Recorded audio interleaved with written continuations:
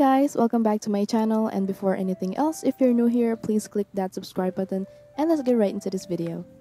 So in today's video, gagamit tayo ng panibagong polygel na nabili ko sa Shopee, but this time yung gagamitin nating polygel ay may twist kasi sila ay glow in the dark.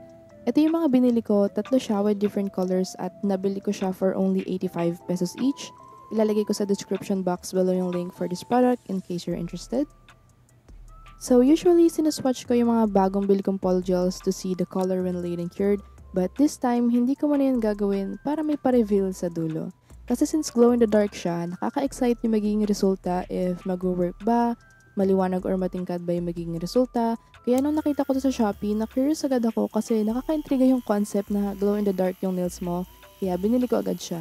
Sana mag-work, so let's see together sa huli if it will. Tsaka first time ko pa lang din mag-work with glow-in-the-dark nail extensions. And alam ko, meron din available na ganito with dip powders and acrylics, so I can't wait to also try those.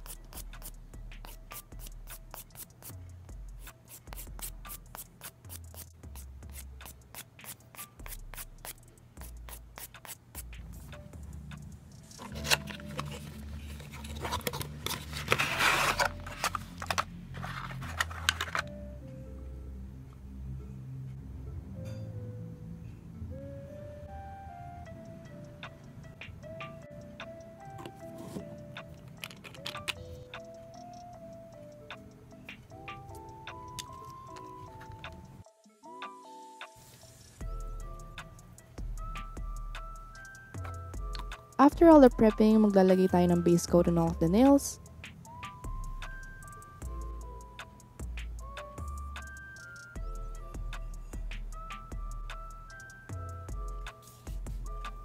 And for this set, gagamit tayo ng nail forms.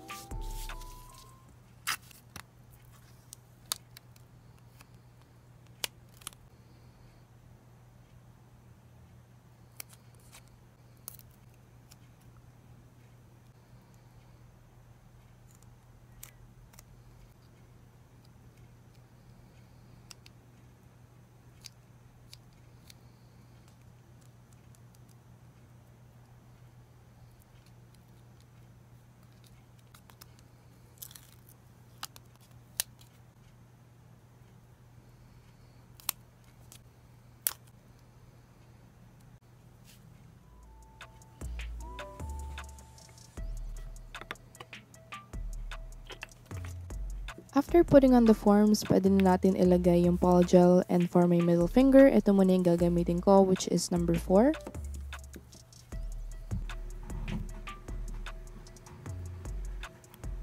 Mag-squeeze out lang tayo ng small amount para i-build yung first layer. This is usually how I do my polygel nails, but for others, di na sila gumagawa ng base layer. Naglalagay na agad sila ng polygel that's enough to build the whole nail in one go. So, pwede nyo rin gawin yun kasi it can save a lot of time. Pero sa akin kasi I find it easier to have a base layer first, and I also work slow, kaya mas prefer ko yun. But depende pa rin sa'yo kung saan ka mas comfortable or kung anong mas prefer mo. So, one way para malaman na totally cured na siya is to tap the nails. So, yung sound niya dapat is parang clear and crisp, which is the same sa ating nails. So, that's good news.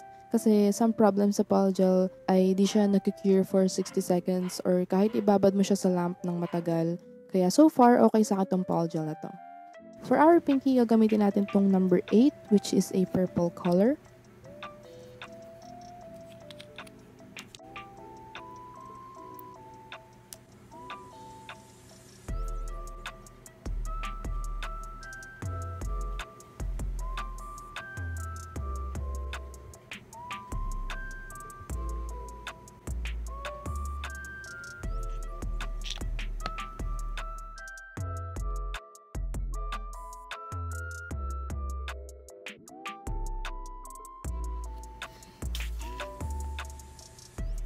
For our thumb is number 6.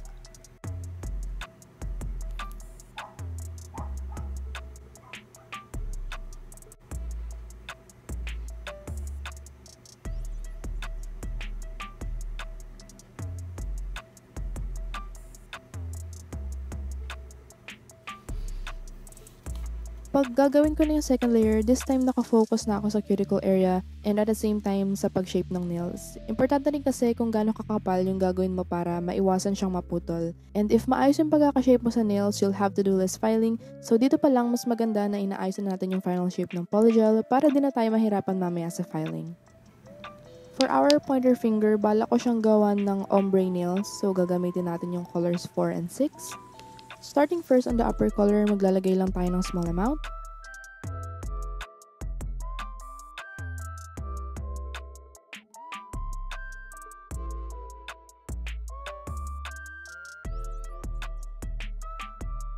And then sa bottom color, itatry na natin siya i-blend ng maayos to make an ombre look.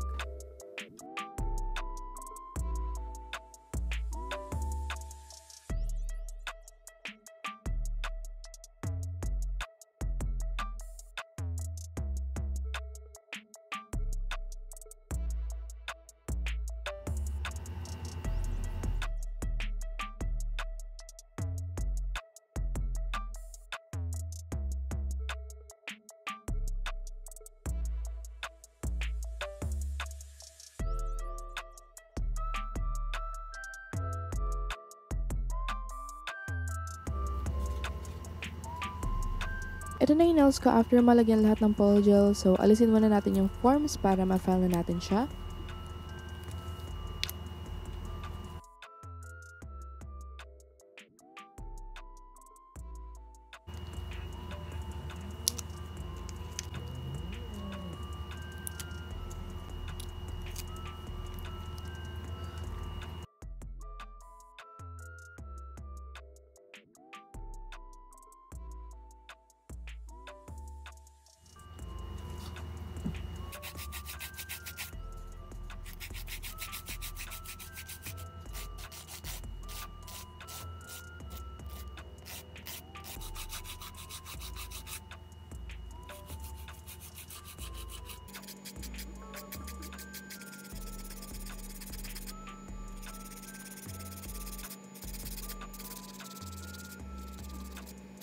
After filing, I want to add some designs using some crystals.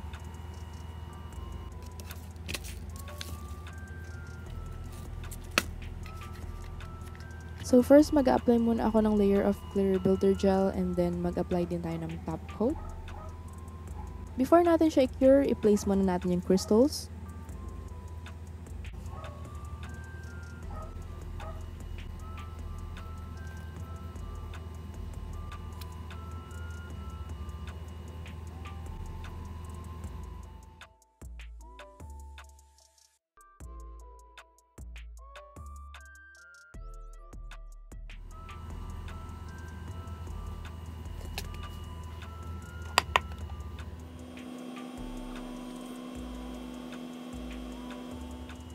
After all that's done, we're gonna apply some cuticle oil.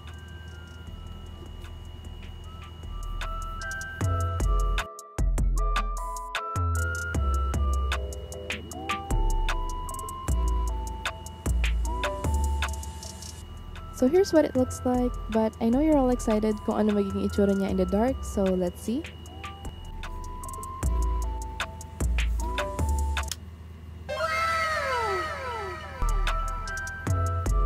I was so shocked that the glow was so vivid and yung colors niya is talagang magkaiba sa daylight colors, kaya nakaka-amaze talaga siya.